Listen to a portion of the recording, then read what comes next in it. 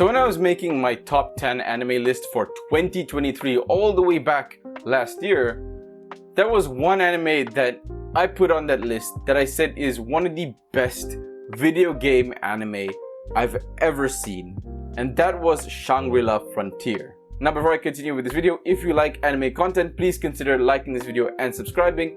Also check out the description because I put an anime playlist there where you can get more anime videos from me. Anyway, back to the video. Now Shangri-La Frontier is a video game anime following a VRMMO game known as Shangri-La Frontier, and it's in the vein of something like SAO, which is also VRMMO, but instead of being this super duper ultra high stakes thing that is a nonsensical power fantasy, Shangri-La Frontier gives us a proper gamer anime. So that's why today I kind of want to talk about how Shangri-La Frontier is the best VRMMO anime.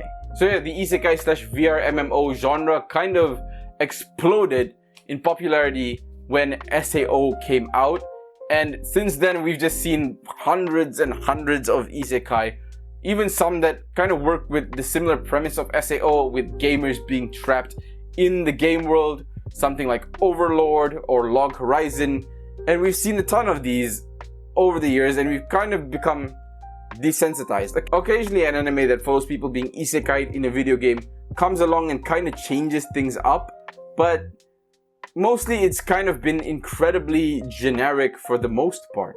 Or anime that follows gamers using VRMMO to go into a game, it really has been, for me, kind of bland. I know we had the GGO spin-off from SAO, which everyone says is great, but I've not watched that. But besides that, there have been very few that have truly been that good. I can't list any off the top of my head right now, but maybe it's just because I'm obsessed with Shangri-La Frontier. So Shangri-La Frontier follows Sanraku. He is a trash gamer or a trash game connoisseur. He is someone who intentionally buys games which are truly bad, horribly optimized with tons of glitches, that is infamous around the world, and he purposefully buys those, intentionally buys those, because that's what he is. He is a trash game connoisseur. He will play these trash games to completion. So one day after completing like one of the worst trash games, which is like Feria Chronicle or something like that, he decides to take a little break from trash games and try out the god game of this world, which is Shangri-La Frontier. Now Shangri-La Frontier is a game with incredible physics, incredibly well built world, and a lot for players to do, a lot that players can do and become. So Sanraku decides to take this on. And from the get-go, we see that Sanraku is different from most players because he's not following the beaten path. He's trying to carve his own path through this game.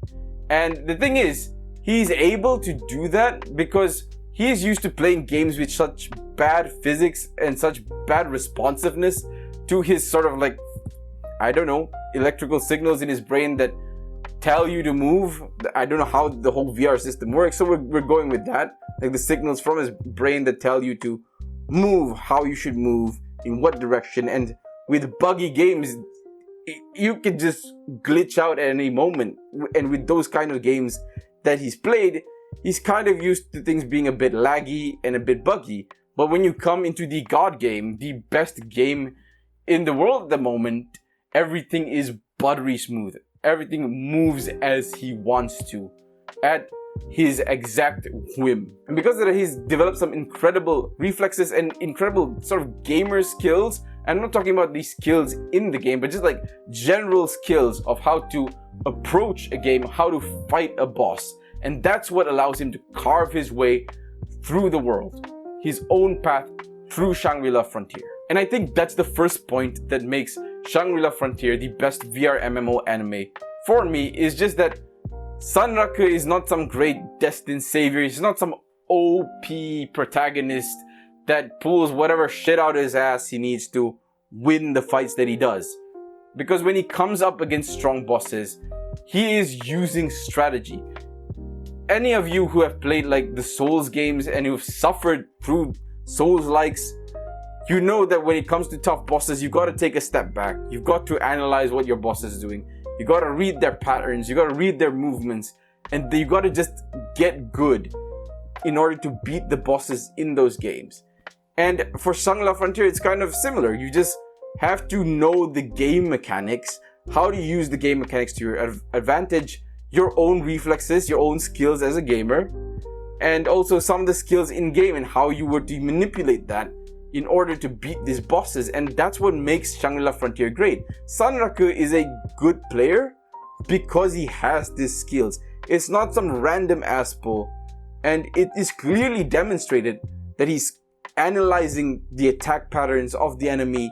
He's keeping in mind all his cooldowns. He is someone who is truly focusing on the battle. He is not someone who's got some god skill up his ass. He does get some pretty powerful skills as he progresses through the game, and that's more because of him charting his own course and unlocking special events that most people don't get to unlock because they kind of follow the threaded path. And this makes Sanraku a really fun protagonist because we get to see him kind of approach these problems in a different way that most people would, and that in itself leads to problems for him, and it kind of sets up good comedic moments in the series. And that is why I say Shangri-La Frontier is a gamer anime. It truly speaks to the gamers among us because it shows us things that we're familiar with, and it shows us a protagonist that uses those things that we're familiar with to get good at the game, basically. And the second reason why I think Shangri-La Frontier is the best VRMMO anime is because of the stakes. And I go back to something like SAO, where the stakes are like, if you die in the game, you die in real life, and it's all these big stakes, and that's not how games are. Games are there for fun and entertainment. If you die in the game, you just start over. That's how it is, right? If you play something like a Souls-like, you lose some resources or whatever, but if you play like normal games, if you die in the game, you don't die in real life. There's no consequence to real life. And believe it or not, that's what I like about Shangri-La Frontier, because if Sanraku were to lose a fight in the game, he'd just respawn. He'd just respawn and try again. And he's not someone who's affecting the greater economy of the world in Shangri-La Frontier. Like in Log Horizon, he is just a player who is definitely affecting the world because his skills allow him to do certain events and complete certain sort of special or unique missions. But at the end of the day, Shangri-La Frontier is just another game. And we get to see it, especially with this incredible season 2 that we're having. We get to see Sanraku kind of leave Shangri-La Frontier for a bit, just leave SLF for a bit and go play different games. There's one mecha game, and now the current arc that he's in is a tournament with other pro gamers. And yeah, we get to see different sort of games being brought to life in this anime. And that's really great. The variety is really interesting. The focus is always on SLF, but we get to take time out to play other games. And that's kind of what it's like in real life. Sometimes when you're banging your head against a tough boss in a video game, what we do is just stop playing that game and play something else. And maybe playing that something else allows us to clear our thoughts a little bit. And then when we go back and face that boss again, we are well prepared, we are ready, and we are locked in. So yeah, those are my two big reasons why I love Shangri-La Frontier. But on top of that, Shangri-La Frontier, the game, SLF, the game itself, feels like a really good game that I would personally want to play.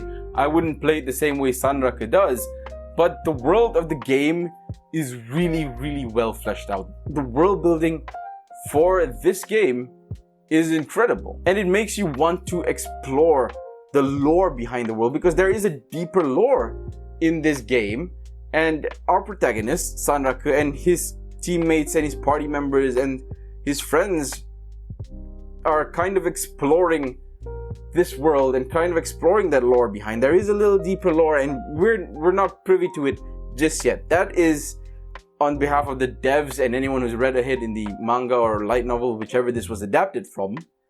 But there is a greater lore that I would like to know about. So with great world building, it keeps you locked in, because you want to find out not just how Sanraku is going to progress in this world, but just more about the world in itself. And another reason why I think Shangri-La Frontier is the best VR MMO anime is the side characters, right? The side characters who support Sanraku, who Sanraku has to team up with to defeat a unique boss. Like Pencilgon and Oikatsu are incredible characters, and the chemistry between the three when they bounce off each other is incredible. And then you also have Saiga Zero, who is basically a girl who has a crush on Sanraku, but she can't confess in real life, so she tries to get closer to him in the game. And then you have Emil, the companion rabbit that Sanraku gets because he completes a certain special event, and she can be a bit annoying from time to time, but she definitely has his best interest at heart, and it's going back to meet these characters again that keep me watching as well. So yeah, just to wrap things up and summarize, there are a few reasons why I think Shangri-La Frontier is the best VRMMO anime, and that is, first thing, it's a gamer anime for gamers, where a gamer uses real skills to get good at a game. Second of all, it's the stakes. It's not too high. It's just another video game. If he doesn't feel like playing SLF, he'll just play a different video game, and then he can come back to SLF later, and that's such a breath of fresh air. On top of that, the world building for SLF is incredible. It keeps us, the viewers, interested in the world and in the deeper lore behind the world. And finally, we have the supporting cast, all of whom are entertaining and have great chemistry with our main protagonist. Also, a quick side note, or at least another main point actually, that I forgot to add when I was recording the video for Shangri-La Frontier and why I think it's the best VRMMO anime, it's also the animation. The animation in this anime is actually incredible. It's done by Studio C2C, again, which hasn't really done much. They did the Sword Daddy anime, the reincarnated as a sword one, and Handyman, I think they did. I can't remember what they've done. I remember checking out what they did when SLF initially came out, but the animation for this anime is stellar, especially when it needs to be for those big boss battles. Like the Weathermon battle from season 1 is one of the best animated sequences. Not only do you have the tension of this fight where you could die at any moment, where our main characters can die at any moment, but it's animated so beautifully so that when Sanraku goes one-on-one with Weathermon, it's just a visual treat for the eyes. And that's just for season 1, which kind of builds up to the Weathermon fight, and that's the big fight for season 1. And like even before that, the animation is already really good and really incredible, but when it comes for the big Weathermon fight, it goes to another level. And that's just for season 1. Again, for season 2, they step it up because we have the Likagon fight. And I mean, I don't know if you've seen the scene of Saiga Zero kind of unleashing her ultimate attack, but that was just chef's kiss. Chef's kiss. Yeah, this anime doesn't have any right of not just being a really great anime, but being that well animated to boot.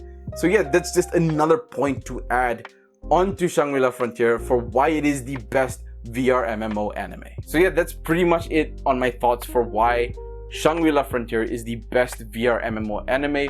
Please let me know what you think in the comments below, and I'll see you in the next video.